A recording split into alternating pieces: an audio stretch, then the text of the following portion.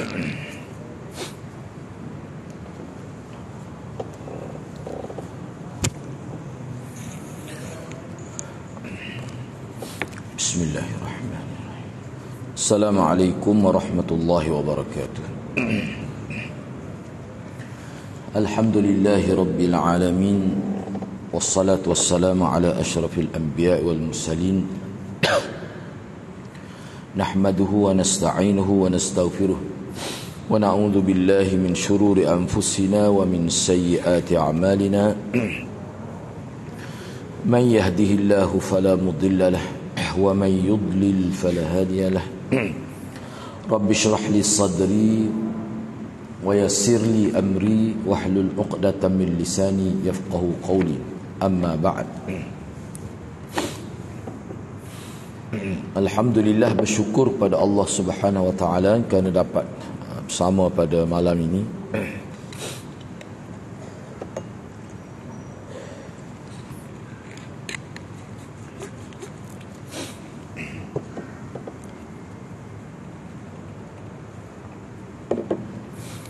InsyaAllah pada malam ini saya akan sambung perbincangan pada muka surat 81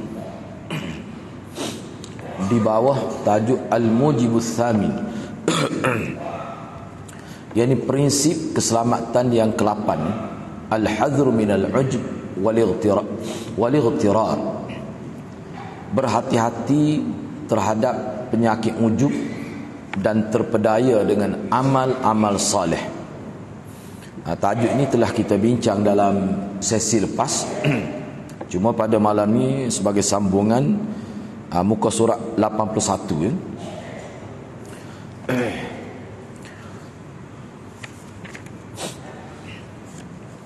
Cumanya kita ambil 79 ya, muka surat 79. Wal wajibu 'alal insan, di situ.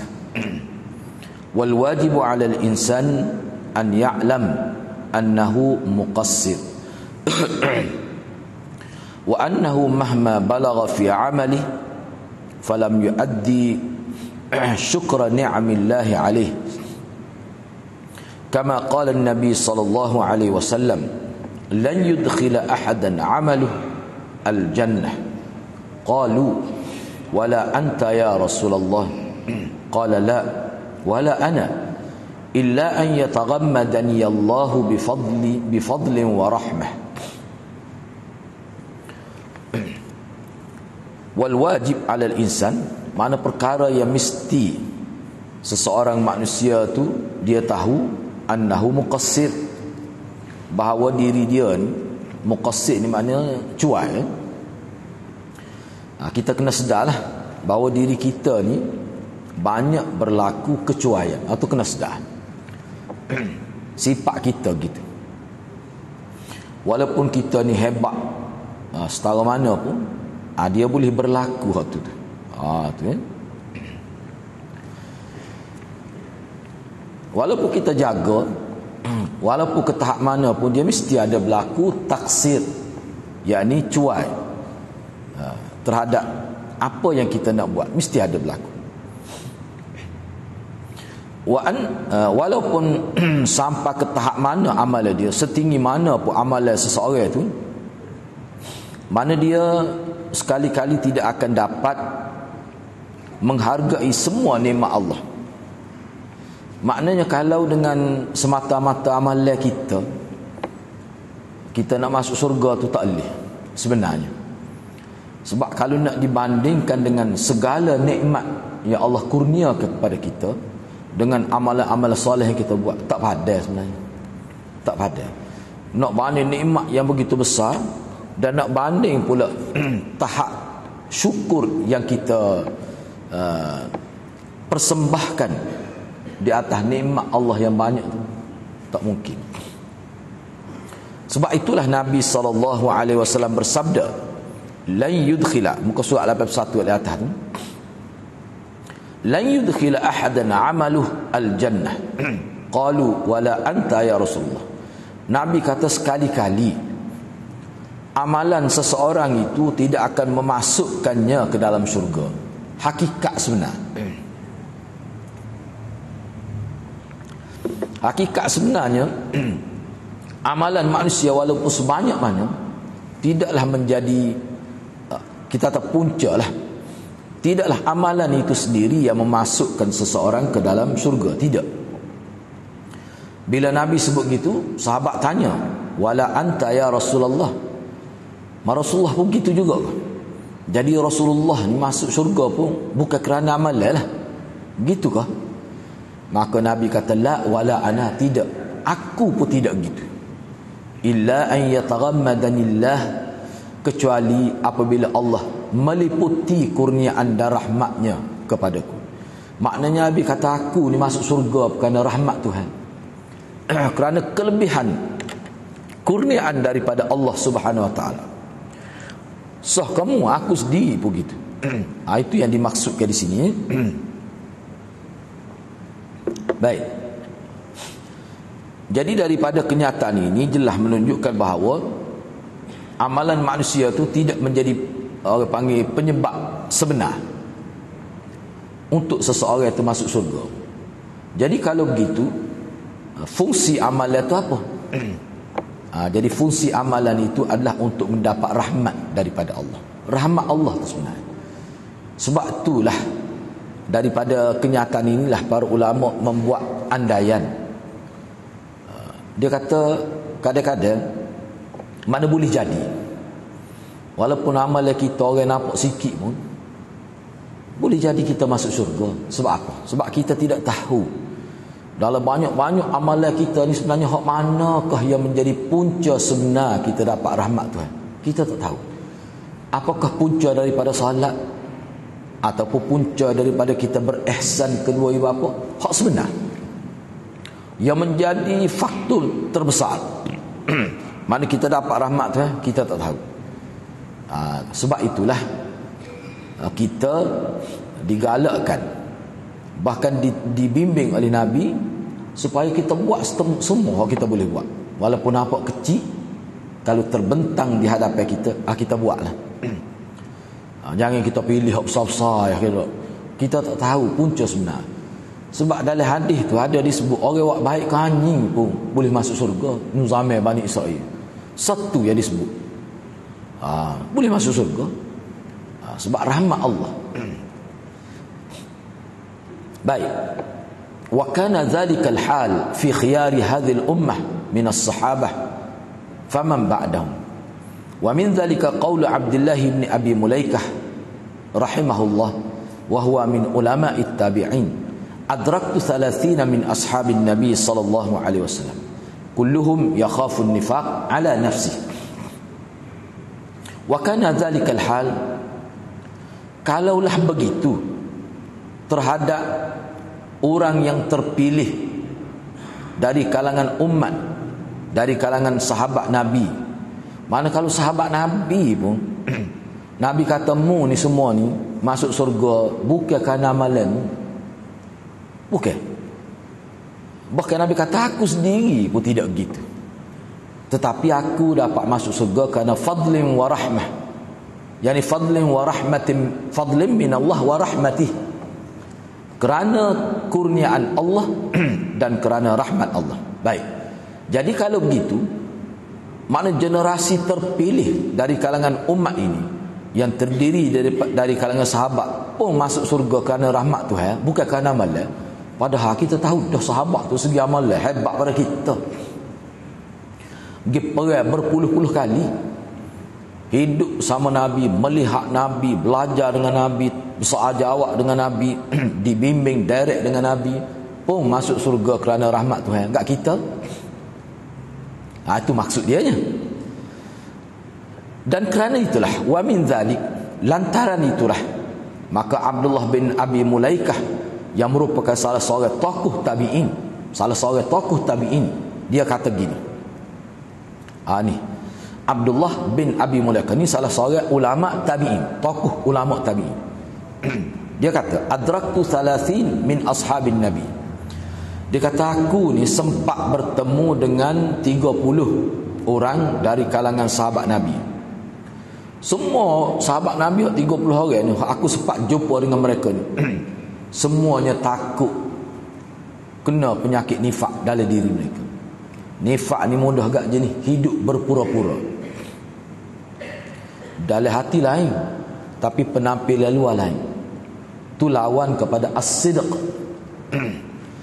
Jadi ketiga 30 sahabat Nabi semua takut terkena penyakit nifak. Maknanya ke dia? Maknanya sahabat Nabi sendiri ni pun duk bimbang sama, ada sentiasa ada kebimbangan. Kuku amalan mereka tidak diterima oleh Allah.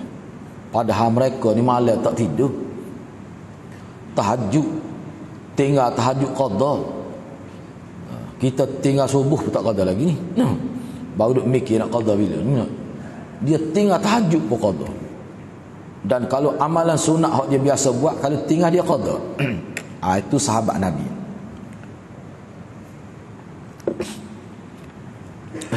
Jadi maknanya sebelum kita pergi lebih jauh, setakat tu jelas bahawa salah satu talbis iblis nak merosakkan hidup kita, dia menimbulkan perasaan terlalu yakin dengan amalan tu. Oh mesti dah tu hatimu tak dimolek. Overconfident lah kita kata. Yakin, aku ni tentu dah syurga agaknya. No, apa-apa. Semaya Jumaat tak tinggal. Nak malam lagi kuliah, dengar kuliah, baca Quran sama. Takut timbul perasaan begitu. Apa tu? Kalau jadi lagu tu, dia akan jadi banyak masalah. Dia akan pandai orang lain rendah. Lepas tu dia jadi kurang berharap kepada Allah. Sebab apa? Dia lebih berharap pada amalan dia. Tu taksir. Tu yang dielakkan. Baik.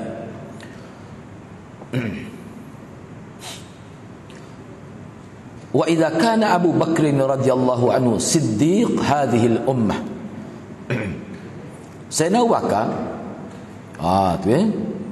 dia ni kena ingatlah dalam kitab ni kalau dia tanda dash itu dia panggil jumlah mu'taridah, kata celahan.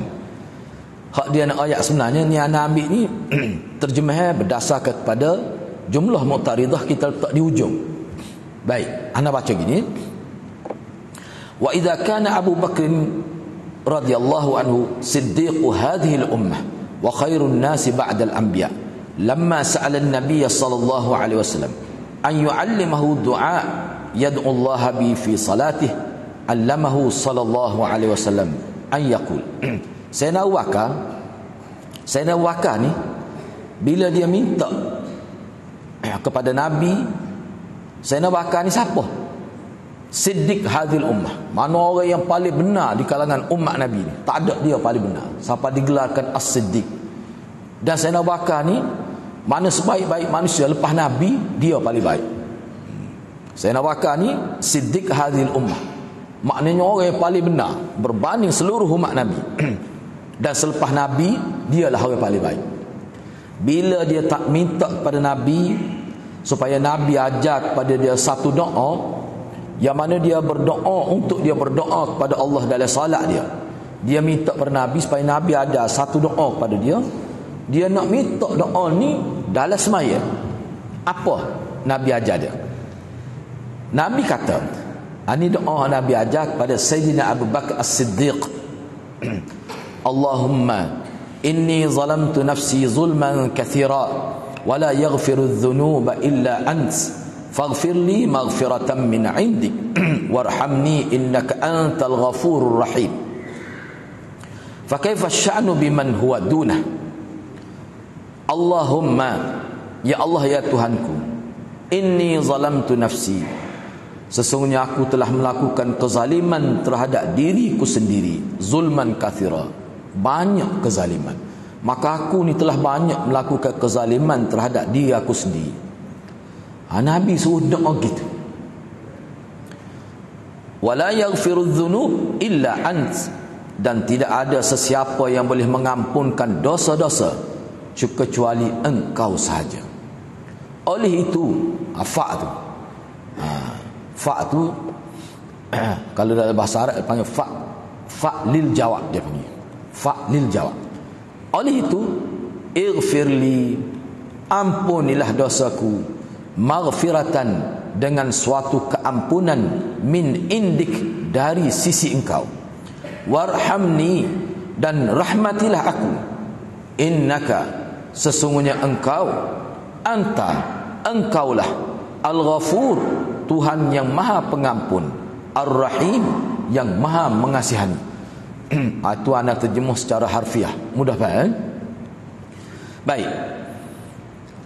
Fa kaifa sya'nu biman huwa dunah? Kalau Saidina Abu Bakar begini, orang lain hak lebih rendah daripada dia, tak kena nak main-main. Setara dia ni, metok dengan Nabi ajar agak satu doa khusus, biar saya boleh metok dalam sembahyang.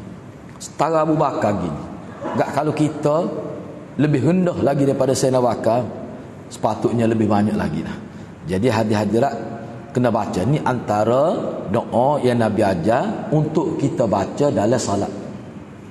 Nak baca masa mana tu? Kau baca ketika rokok.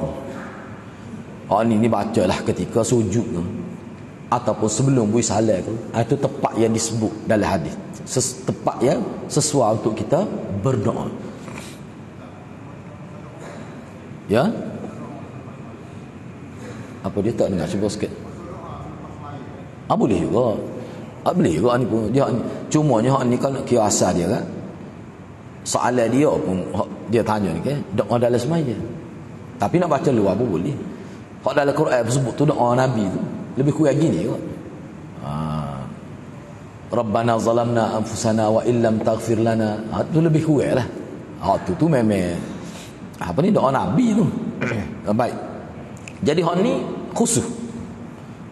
Maknanya Sayyidina Abu Bakar minta khusus doa supaya Allah ampunkan dosa. Padahal Sayyidina Abu Bakar ni siapa? Lepas Nabi dia paling lebih, manusia paling mempunyai kelebihan. Baik. Jadi kita kata dia tak yakin lagi kalau dengan amalan dia.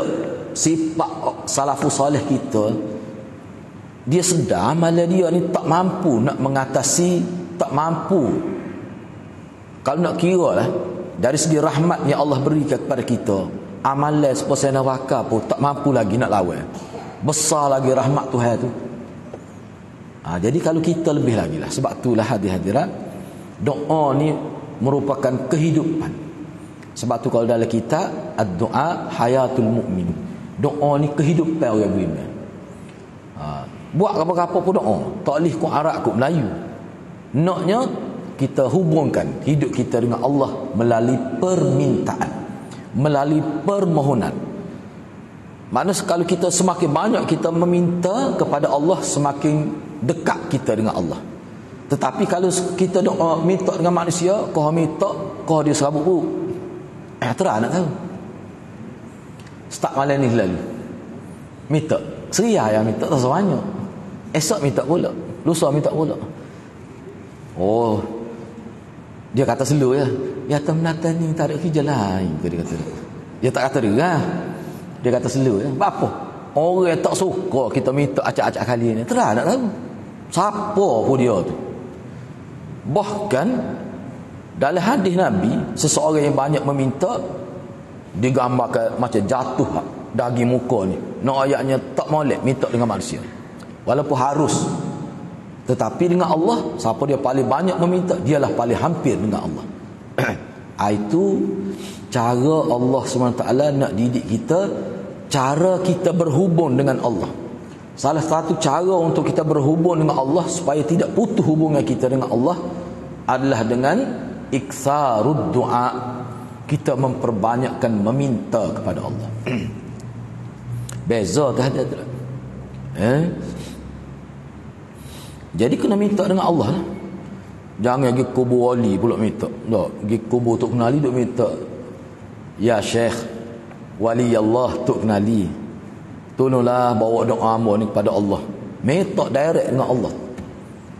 Kalau kita pergi kubur Tok Kenali nak kata ke dia, ya Allah ampunilah dosa Tok Kenali. Kena minta gitu. Mudah-mudahan engkau merahmati Tok Kenali. Itu sunnah dia. Baik.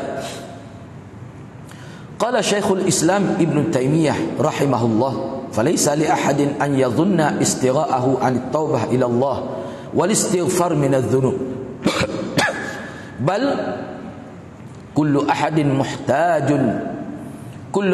muhtajin ila zalika daiman. Nah, bal kullu ahadin muhtajun ila zalika daiman. Kata Syekhul Islam Ibn Taimiyah, dia kata, ini antara mutiara kata daripada Syekhul Islam Ibn Taimiyah. Dia kata tidak sepatutnya, tidak munasabah kalau seseorang itu dia menganggap dia tidak perlu kepada taubat kepada Allah, dia tidak perlu istighfar kepada Allah daripada dosa-dosa. Kalau ada orang anggap begitu, itu tak patut. Jahim tu. Dia rasa tak perlu memperbanyakkan minta supaya Allah ampunkan dosa, bertaubat kepada Allah. Kalau ada orang sangka, orang anggap dia tak perlu pada perkara itu sebenarnya satu perkara yang tidak patut. Bahkan sebenarnya hakikatnya setiap orang dia memerlukan kepada taubat dan istighfar. Sebab apa? Sebabnya hadirat lagi ni, anda nak sebut sikit biar apa. Fungsi taubat, yakni kita bila kita melakukan kesalahan, kita minta, kita kembali semula kepada Allah dan kita minta supaya Allah ampunkan dosa dia. Baik, maknanya orang panggil penghapusan dosa. Jangan kita ingat bila kita berdoa kepada Allah supaya Allah hapuskan dosa kita, kita bertaubat daripada kesalahan, yang hilang itu hanya pahala. Kesal dia hanya hilang pahala, tidak. 3 perkara tu. Ini disebut oleh ulama. Setiap kali kita bertaubat dan kita minta keampunan, dia akan berlaku 3 perkara serentak. Apa dia? Yang pertama, dosa kita akan dihapuskan oleh Allah. Sebanyak mana wallahu alam. Tu sah. Yang kedua, kita dapat pahala. Mana pahala kita bertambah. Pahala kita bertambah. Yang ketiga, dia berlaku, orang panggil apa ni? Dia memberi kesan kepada timbangan di mahkamah Allah. Baik, ana buat contoh gini. Katakanlah dosa kita pun 50, pahala kita pun 50. Sama berat. Bila Allah delete sebahagian dosa kita, hak 50 tadi mungkin jadi 30. Apa ni maknanya? Bila kata 50-50, bila Allah hapuskan dosa kita 20%, maknanya dosa kita tinggal 30%. Maknanya kalau atas dasar hak tu saja pun banyak pahala dah. Sedangkan setiap kali kita bertaubat, setiap kali kita minta keampunan, Allah tambah pahala. Jadi makna proses pengurangan pahala secara automatik dia jadi berat. Bila hapus dosa, bila Allah hapuskan dosa, secara automatik jadi pahala jadi berat. Berat sebab apa? Pertama sekali kerana pertambahan pahala, sebab bertaubat boleh pahala.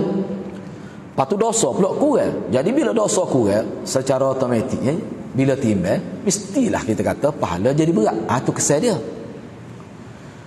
Lepas tu setengah-setengah ulama dia kata tak, dia ada salah lagi. Jadi pak, gapo dia? Dia panggil a'la. A'la ni maknanya jadi naik darjat. Orang kuat bertaubat, kuat minta keampunan, dia jadi naik darjat.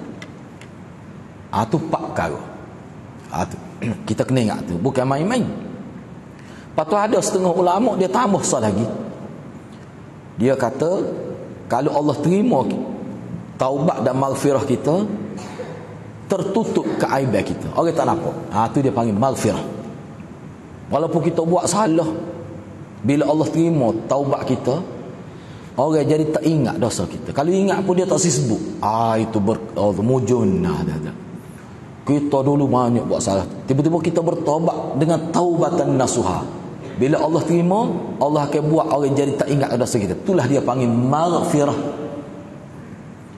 Orang tahu dia buat salah, ingat sangat, tapi tak sebut apa. Dia jasa banyak, dia bertaubat dah. Itu kesan maghfirah. Mana kalau kita capur semua jadi 5. Ini perkara yang perlu kita faham. Jadi jangan bertangguhlah. Jangan kita menangguhkan taubat dan maghfirah. Baik, seterusnya.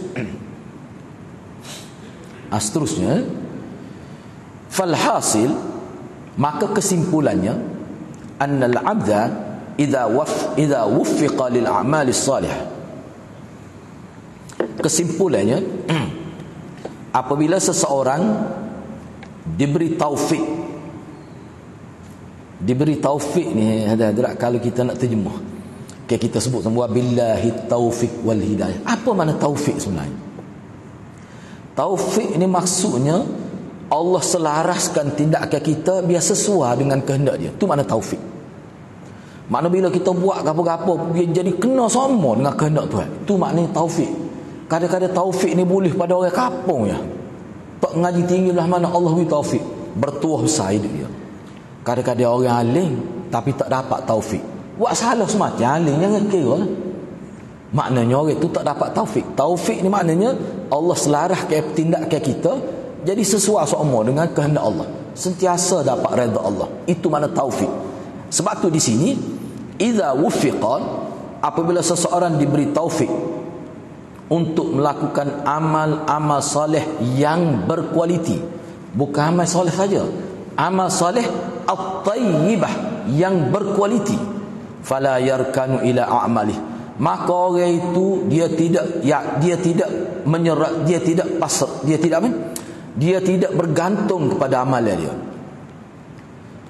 Dia tidak akan bergantung dengan, dia tetap bergantung dengan Tuhan. Orang yang bergantung dengan amalan baik ni bahaya.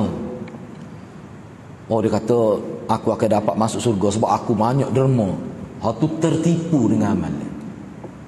Yarkan ini boleh dengan makna dia tidak akan tunduk pada amalan dia. Tu. Orang yang dia yakin amalan dia itulah penyebab dia masuk surga, orang ni dia tidak akan semak dengan amalan dia. Dia tidak akan muhasabah amalan dia. Tapi orang yang Allah beri taufik, dia tidak akan tunduk pada amalan dia. Makna dia tidak akan, orang panggil, berserah dengan sebab amalan dia. Oh, kita akan masuk surga, yakin kita. Sebab apa? Sebab amalan kita ni banyak kita buat. Wala yaghtaru, dan dia tidak tertipu.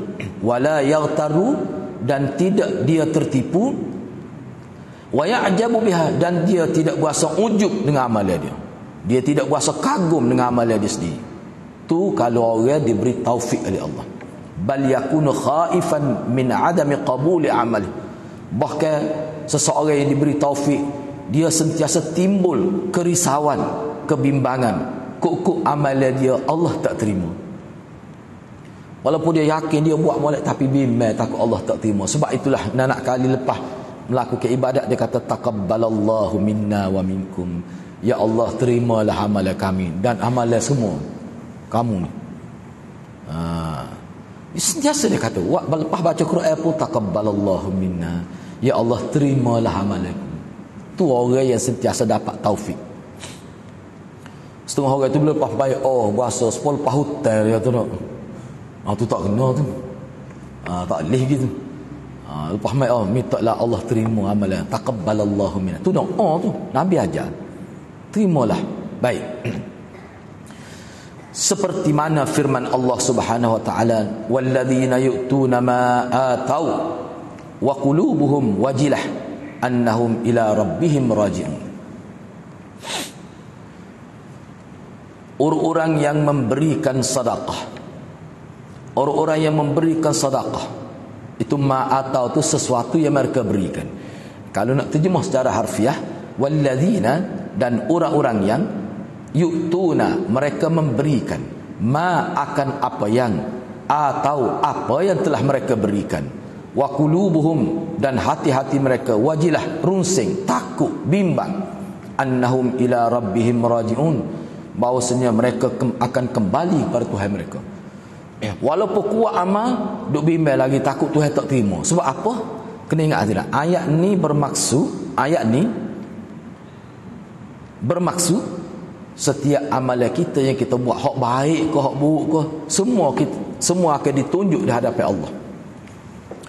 Dia pada hari akhirat ni, sebelum kita ditimbang di mahkamah Allah, ketika berada di pada mahsyar lah, dia panggil ashabul mauqif, mana orang berdiri di pada mahsyar nak tunggu perbicaraan Tuhan. Sebelum dia dibaca kesalahan dia dan disebut kebaikan dia di mahkamah Allah tu, Sebab dalam hadis sebut mahkamah Allah ni dia tinggi macam stage gitu, macam pentas gitu. Setiap orang akan diberi amalan dia, diberi catatan amal. Hak malaikat duk tulis masa kita hidup, itulah pertama kali kita akan baca sendiri.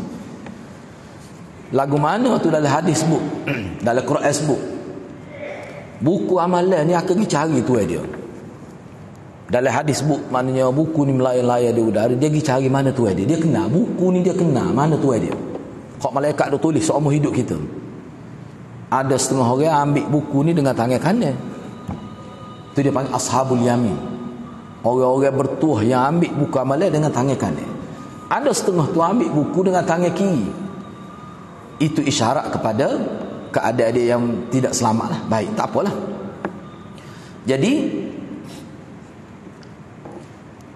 bila dia baca tu, ni lah maksudnya anak ayatnya dalam berdasar pada ayat ni. Maknanya bila kita baca, kita jadi nampak dah amalan kita hak baik, hak buruk.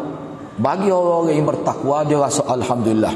Bagi orang-orang yang banyak melakukan maksiat, khususnya orang kafir, dia merasakan berat. Bolehnya hari ni boleh pedah hari ni. Dia berasa begitu. Baik. Masa tu orang lain tak tahu tu. Dia tak tunjuk orang, dia baca diri. Selepas tu barulah dibaca, sesok baca supaya masuk mahkamah lah. Mula-mula pertuduhan itu, kamu pada tarikh sekian buat gini. Orang panggil pertuduhan. Maknanya amalan kita tu akan dibaca, semua orang akan dengar. Hak tu yang maksud sini. Dia bimbang, takut-takut semaya tadi Tuhan tak terima, boleh sikit. Hak tu bimbang, tu wajilah, tu takut. Sebabnya maksud bertemu Allah pada hari akhirat ni adalah untuk diberi pahala amalan baik dan diberi dosa amalan jahat. Baru kita tahu, itulah pertama kali kita tahu, oh rupanya dosa aku sebanyak ni.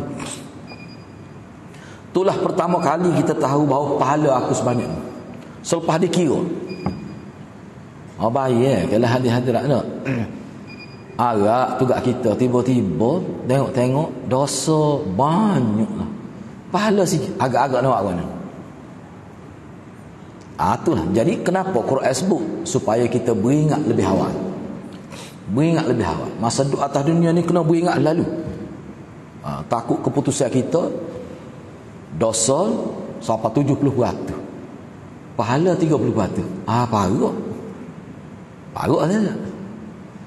Lepas tu nak buat lagu mana? Tak dapat syafaat pula. Lagu mana? Nak minta tolong siapa? Cuba ayat. Nak minta tolong siapa dah? Lepeh kita. Atas dunia agak mata molek. Tak cak orang-orang marah. Mata molek. Ni. Maknanya kebimbangan ini perlu kita rasakan sebelum kita mati. Dan kena buat tindakan. Itu maksud ayat ni. Baik. Ayat ni kalau orang ngaji dia panggil khabariyah lafzan insya'iyah makna. Nampak macam cerita. Ayat ni nampak macam cerita. Tak cerita orang-orang yang bersedekah, mereka bimbang dalam hati mereka, takut Tuhan tak terima. Sebab apa? Sebab amalan tu. Jadi bila bila kita tahu Tuhan tak terima tu, lah ni kan dak. Amalan kita buat ni semua tu hadrat kita tahu Tuhan terima tak terima di hari akhirat. Tu masalah. Kalau tahu lah ni lalu mudah. Sebab tu kita kena tahu bimbang lalu, kena semok selalu, kena betul awal-awal. Betul awal-awal. Baik, saya habiskan sedikit lagi. Wa indama sa'alat ummul mu'minin Aisyah radhiyallahu anha an-nabi an ma'na hadhihi al-ayah. Qalat wa qalat ahumul ladina yashrabuna al-khamra wa yasraqun. Qala sallallahu alaihi wasallam ya bint as-siddiq walakinnahum alladhina yasumun wa yusallun wa yatasaddaqun wa hum yakhafuna alla yuqbala minhum. Aisyah radhiyallahu anha pernah dia tanya Nabi tentang ayat ni. Dia kata orang-orang hak takut ni lah, takut amalan dia Tuhan tak terima tu, mereka ni puak-puak minum arak kah? Mereka ni puak-puak pencuri kah? Puak-puak penyangat tu kah? Puak-puak duk bedah harta rakyat tu kah? Hak gini ni, hak dimaksudkan dalam ayat ni, puak-puak mana? Dia timbul rasa takut Tuhan tak terima amalan dia. Puak hak minum arak tu kah? Puak-puak penipu, pencuri hak tu kah? Nabi kata, la ya bintas Siddiq. Tidak, wahai putri As-Siddiq, yakni putri Sayyidina Bakar. Tetapi orang-orang yang bimbang amalan mereka tidak diterima, yang dimaksud ke dalam ayat ini adalah alladzina yasumun, orang-orang yang berpuasa, wa yusallun, dan orang-orang yang salat, wa yatasaddaqun, dan orang yang sentiasa bersedekah. Mereka ni takut amalan mereka tidak diterima oleh Allah. Inilah orang panggil generasi sahabat, generasi salafus soleh kita dulu. Jadi maknanya hadirat, setiap kali kita buat ibadat ni, kita kena timbul, ya Allah terimalah ibadat aku. Barulah dia timbul satu proses kesedaran untuk sentiasa membaiki mutu ibadat tu. Dia kena ada. Dalam istilah Imam Ghazali dia panggil muhasabatul amal. Makna kita sentiasa muhasabah setiap amalan baik yang kita buat. Tadi kita main ngorek, lepas ni nak main isya pula. Ya Allah terimalah hak aku buat ni. Oh, kalau Tuhan tak terima kan, berat benar kita nasib kita di hari akhirat tu. Buruk benar nasib kita, gitulah maksud. Baik, untuk sesi akan datang kita akan bincang pula prinsip yang ke-9. Tadhakkurul hisab wal wuquf baina yadillah. Memperingati hari hisab, yakni hari bicara di mahkamah Allah, dan ketika berdiri di hadapan Allah untuk ni dedahkan amalan kita. Berat dia ada tajuk apa buat dah ni. Kalau orang faham molek dia di dulu amun. Di hari akhirat ni kita duduk di mahkamah tu, kita akan berdepan dengan Allah. Malaikat Allah tu sebagai pegawai, hak tu dia tak terima rasuah tu. Kalau dia rasuah dia tak akal tu. Dia tak akal tu. Hak tu ya bimbang tu. Muka malaikat ni. Mana tak boleh nak sogok lah. Jadi makna kita berhadapan dengan Tuhan, kita nak tahu Tuhan hak mana Tuhan terima ibadat kita, hak mana Tuhan tak terima. Bincang tu pula sebagai tazkirah besar untuk kita. InsyaAllah ni kita bincang minggu hadapan lah. Mudah-mudahan Allah berkati kita semua. Aqulu qawli hadza wa astaghfirullahal azim li wa lakum. Assalamualaikum warahmatullahi wabarakatuh.